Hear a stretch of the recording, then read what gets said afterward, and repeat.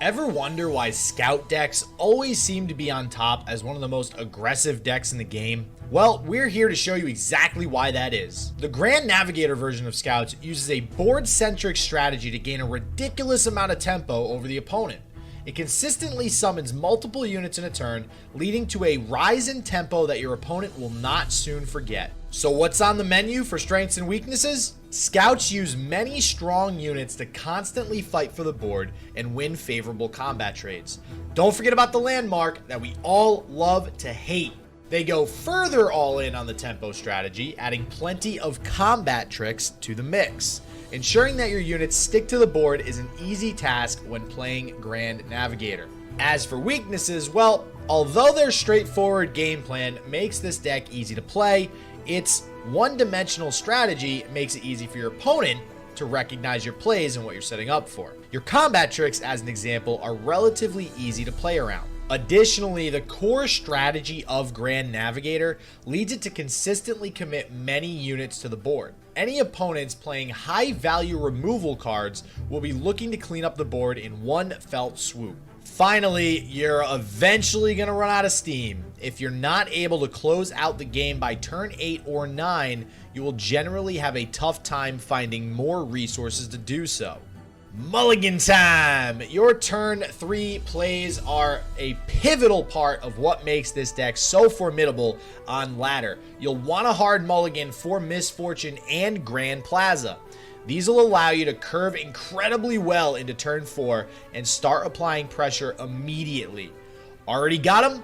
Blinding Assault and Island Navigator tend to work quite nicely with Grand Plaza as well. How about those less desirable cards? Typically, you'll want to avoid some of the higher costing units that come online later on in the game, like Quinn or Cythria.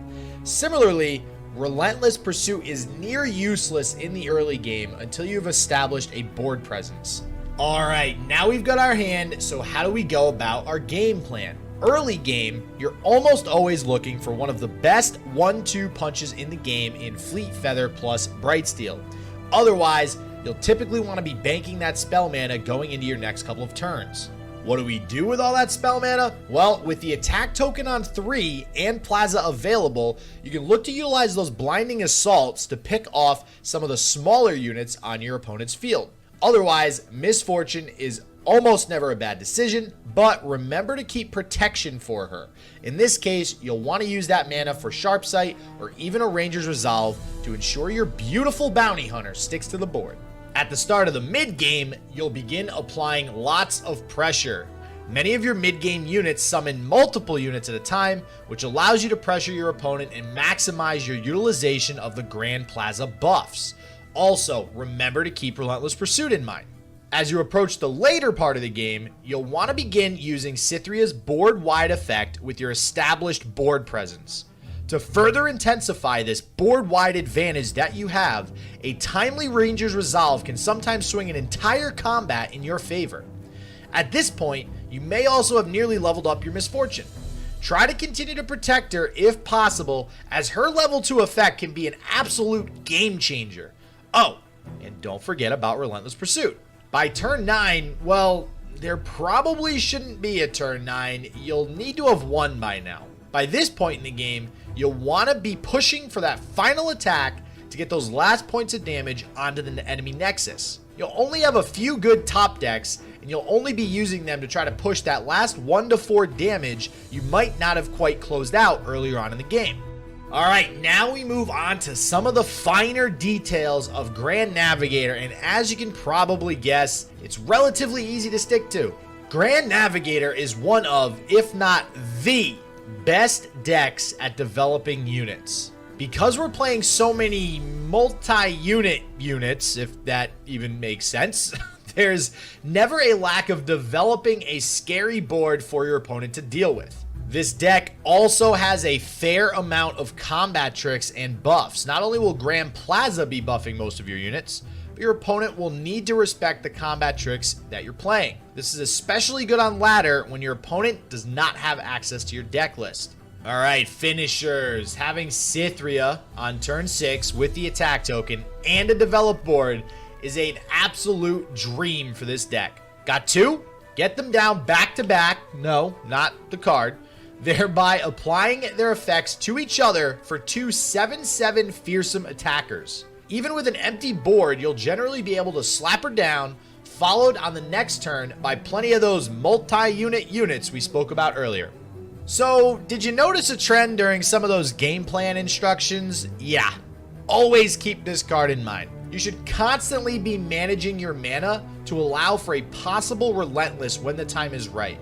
Once your opponent thinks they've stabilized, drop a Relentless and they'll be sorely mistaken. The best time to play it is when your opponent has very little mana to deal with another attack from multiple units. A Cythria on board sure doesn't hurt either. By now, it should be pretty clear what the key units for this deck are. I think in all the games I've seen a leveled Misfortune, and boy have I seen a ton, there's been 2 times where the person playing the leveled Misfortune actually lost. If that doesn't show how important she is, I don't know what does. Layering her effect on top of the Grand Plaza buffs all but guarantees that you'll forever have good trades in combat. Here, we have one of the focal points of the deck. It summons multiple units to synergize with Grand Plaza and additionally gives you a scout attacker to trigger Misfortune's ability and accelerate her or Quinn's level up. There is a reason this deck uses her namesake after all. So lately, we're starting to see a few different additions to the Grand Navigator deck. Most interesting are some cards that allow us to delay running out of steam a bit too fast, like we mentioned in going over this deck's weaknesses. On top of that, there are some other Demacian combat tricks, such as single combat and concerted strike, that we can swap out depending on matchups. Oh, and when Valor just isn't quite enough, Double Trouble is here to save the day.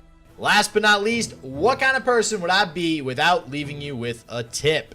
Grizzled Ranger will almost always get you some seriously good trades thanks to Grand Plaza's effect, also triggering when the loyal Badger Bear is summoned. Just send the 5-attack Grizzled at its target on a scout attack and watch as your field gets bigger with the addition of a 4/5 Badger Bear. Remember, you can import this deck or any other from the tier list by simply clicking push to client and you're ready to play.